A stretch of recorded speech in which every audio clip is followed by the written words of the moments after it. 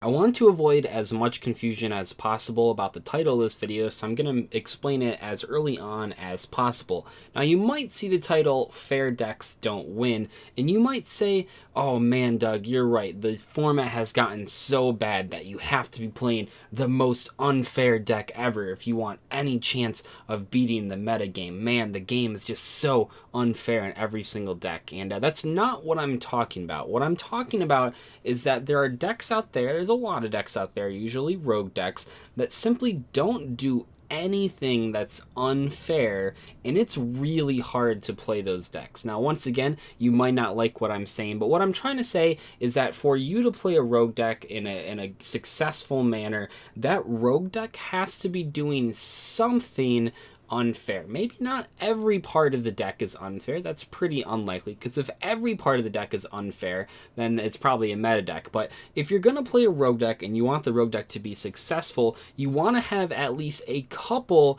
of unfair cards, of unfair interactions. And what I mean by unfair is things that other decks literally cannot do, or that sort of break game mechanics. And I can give some examples of this. I think a fantastic one, and the answer to why do I keep playing frogs every single week, is Totally Awesome. Totally Awesome is severely unfair. This card negates stuff, it steals stuff, it makes card advantage happen every standby phase, and if your opponent manages to kill it, you just get a card back, and usually that one card is Swap Frog, which means you can make another Totally Awesome. Totally Awesome is an unfair card. However, it is stuck in a sort of just rogue deck. The whole deck isn't unfair. Many of the frog cards and the Paleozoic cards are simply just okay cards, or slightly better than average cards, I suppose, in some cases. But just because Toad is unfair doesn't make the entire deck unfair, but it's good to have an unfair card in the strategy so that when you're playing against the meta decks that have a lot of unfair cards, you can summon your unfair card, and a lot of times that can win the game. Another perfect example of this is in Dinosaurs. Dinosaurs aren't an unfair deck, but Ultimate Conductor Tyranno is a pretty ridiculous card. It pretty much blanks entire fields, it avoids destruction effects, it's just a fantastic piece of removal, and it can control the board as well as a defensive tool to prevent your opponent from doing link summons or exceed summons or synchro summons, which makes Ultimate Conductor Tyranno a very good card, potentially an unfair one. However, that doesn't mean Ultimate Conductor Tyranno should find itself on the ban list anytime soon, because it is a brick potentially, even though we can summon it with double evolution pill, even though you can summon them from your hand, sometimes it is a brick. You need to have the dinosaur engine going strong to actually be able to summon Ultimate Conductor Tyranno. However, it makes it much easier for someone playing a dinosaur deck compared to another deck like Counter Fairies or something, where that card is an unfair card. You can now make your relatively fair deck a little bit better against the meta game. And I bring this up because a lot of times throughout the day, throughout the comment sections, I get asked, well, Doug, what do you think of this deck? How would you build this deck? And I wasn't really able to adequately answer why I didn't want to build those decks.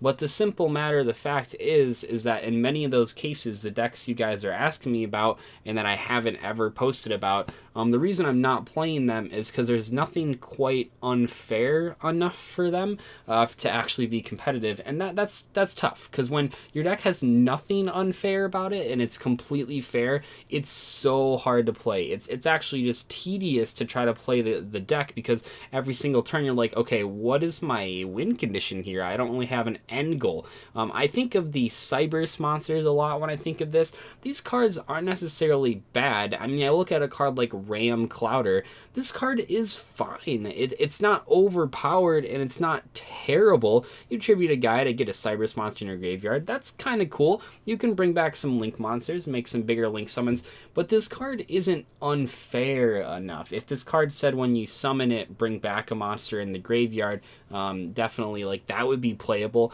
And I think I once again, I don't want to give you the wrong idea. This is pretty much how every card game is in every single format since the dawn of time. Whenever you're trying to competitively play a card game, you want to have some kind of edge against your opponent. If you build the deck with these sort of mental walls in there where you're going to say, I don't want to play any unfair cards, that's fine. Just keep in mind that every single opponent you face is going to have something in there that actually makes it unfair. And this is often what separates the bad rogue decks from the good rogue decks, or the playable rogue decks. We just saw a Blue Eyes deck take a top 8 at a regional, which is pretty insane to me. I think it's kind of out there, but it's not super surprising because Blue Eyes does have some unfair interactions. There are times when you can simply just overpower your opponent with all the different revival spells, with all the different alternative destructions, and with the rank 8 monsters that tend to be very, very good. And also he was playing some cool tech as well.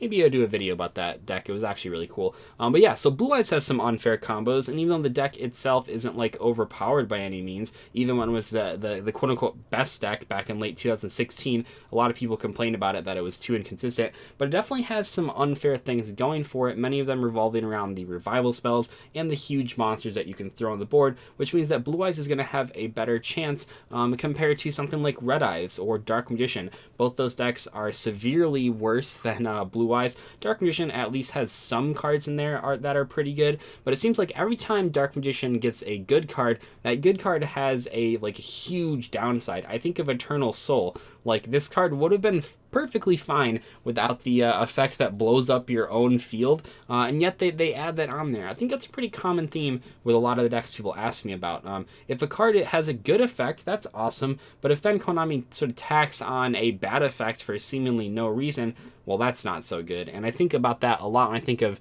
Dark Magician and why it's not very successful. It's because every time a card has a good effect, it's either not good enough or they just gave it a bad effect for no apparent reason, and that really holds it back. So there's a lot of decks that fall into this category. Another one that gets asked a lot is Gimmick Puppets. Now, I've played a lot of Gimmick Puppets, and back when I was a smaller channel, I actually made a ton of videos sort of making fun of Gimmick Puppets, so you might not know that, but I've never been a fan of the strategy. But that's another deck where, like, every single card is pretty much a go even in card economy or a minus in card economy. There are very few cards in that deck that are +1s or +2s, and that makes it really hard to play because when you're never plussing, it means that you have to stay ahead of the curve every single turn, unless you want to just fall behind. It's really tricky to explain that to people that don't really understand card advantage or don't agree with card advantage, but that's the reason that so many decks, so many cards just aren't good enough, is because when you're minusing every single turn and your entire deck has no plussing in it,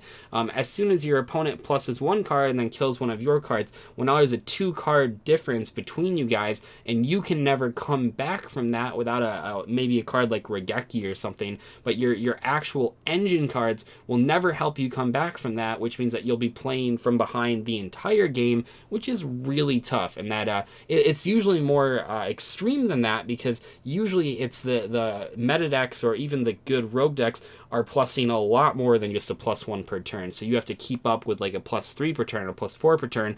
And if your cards don't do that, well, you're going to be in a pretty rough spot unless you happen to have a floodgate, and in many times that's not enough. So that's kind of why a lot of decks that you guys ask me about, I don't end up playing. It's because they're not unfair enough. And what can we do with this knowledge? Well, what we can do with this knowledge is say, whenever we're building a rogue deck, we have to have some unfair element added to it so that we can compete with the meta decks. Now, it's not always just adding floodgates, and I think in many cases floodgates aren't enough. And the reason floodgates aren't enough in just any random deck, if we put anti-spell fragrance in a Cyberus deck, why is that not good enough to beat Pendulum Editions? Well, the reason is that many of the meta decks actually do have outs to the floodgates. So like the Pendulum Edition deck has a purple poison magician to out the anti-spell fragrance, which puts you in a weird spot. But more importantly, if your unfair cards are unsearchable, even if they're unsearchable 3-ofs, the problem is that there is going to be a lot of games where you don't draw those cards. That's why people that rely on floodgates too much